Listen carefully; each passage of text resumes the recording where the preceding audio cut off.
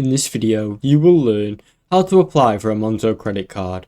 First, open the Monzo app and ensure you have the Monzo app installed on your smartphone. If you do not have it yet, you can download it from the Apple App Store or Google Play Store. Open the app and log in using your credentials on the Monzo account.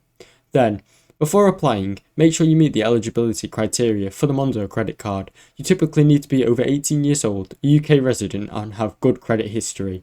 After that, tap on your Monzo account in the app. Then navigate to the credit section.